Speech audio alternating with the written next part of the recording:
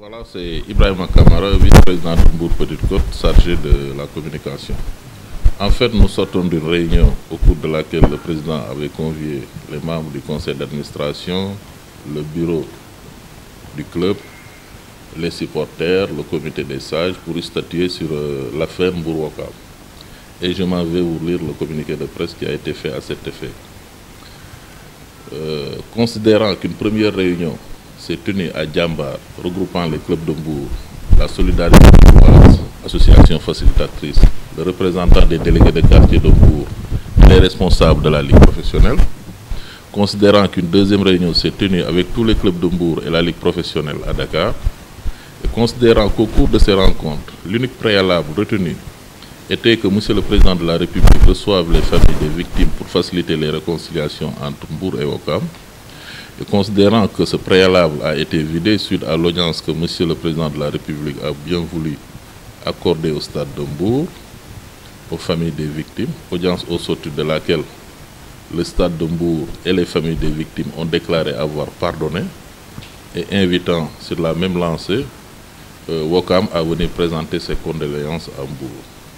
Et considérant que depuis le début de l'affaire,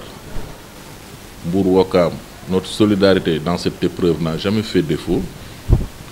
nous, présidents et membres de Mbour Petite Côte, déclarons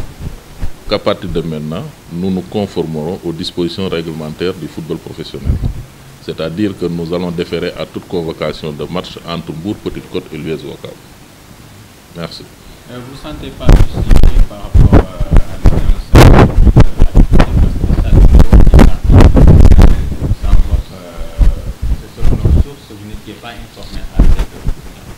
Bon, en fait, nous, il ne faut pas me permettre de donner l'appréciation du club par rapport à ça, parce que nous avons reçu mandat de vous lire ce communiqué, mais sachez dès à présent que nous, notre rôle, c'était de nous solidariser par rapport à tout ce qui gangrène le football bourrois, et nous l'avons fait jusqu'à maintenant, et je pense que maintenant, il est du moment que les préalables posés, surtout par le stade de Mbour, ont été réglés, donc nous jugeons nécessaire de jouer. Et n'oublions pas aussi qu'il y a des dispositions réglementaires du football sénégalais qui dit que si tu es déclaré forfait une ou deux fois, tu es sanctionné, alors que le club, il y a des actionnaires du club. Donc nous, il nous faudra aussi veiller à la sauvegarde de l'intérêt de toutes ces personnes qui composent le club. Voilà.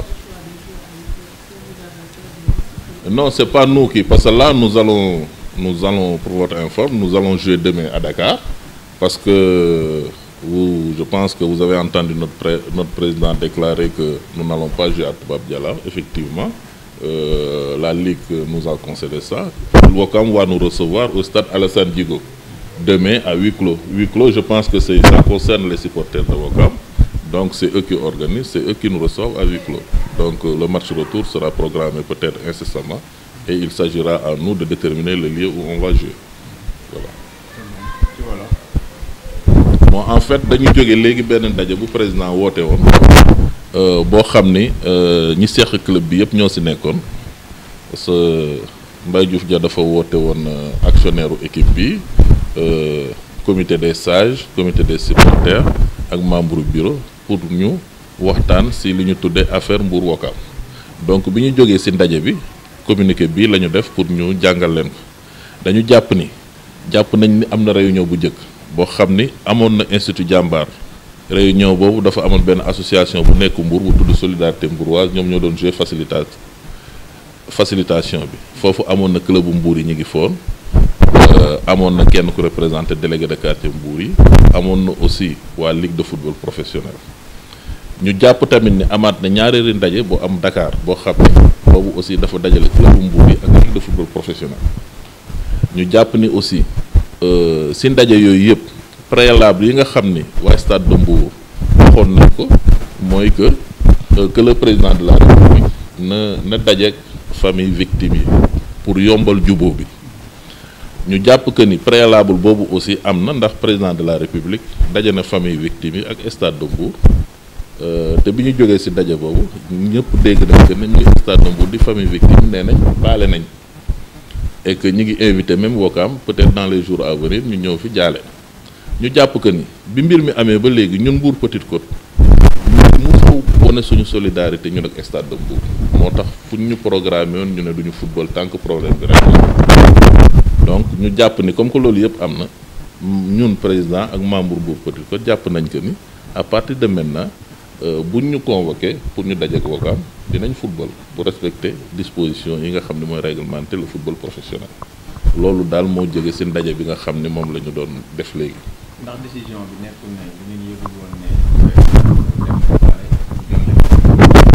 non loolu du suñu yitte parce que tamit li ñu jàpp mooy que suñuy doomu ndey lañ am na lu daloon ci ñoom ñun ñu solidariser wu loolu la woon moo taxoon ñu ne suñu cër la comme que mbiru football la te ñoom dañuy football ñun ñuy football ñu jàpp que ni tant que lijjantiwuñu problème boobu ñun buñ ñu programmé ak Ouakam duñu football mais comme que ñoom seen bopp ñun solidariser wuñ ba ñu jàpp ne bi ñu dajee ak njiitu réew mi bi mu génnee nee nañ ñoom baale nañ donc ñun jàpp nañ que ni amatuñu raison continuer tamit di camper suñu position moo tax tamit te football bi tamit dafa am ay textes yu ko régir xam nga te ñun club bi tamit dañ ñu koo dénk mais club bi société la ay actionnaires si nekk ak ñoom seen am na yoo xam ne aussi décision yoo xam ne aussi buñ koy jëlit war nañu bàyyi xel si moo tax président ak ñi daje woon si ndaje bi yëpp ni fi mu ne nii comme que mbir bi jeex na ñu programmé ak Ouakam dañu football ba tax na suba Ouakam daf ñuy recevoir stade Alassane Djigo mais match bi à huis clos lay nekk ñoom nag ñoo organisé loolu nag voilà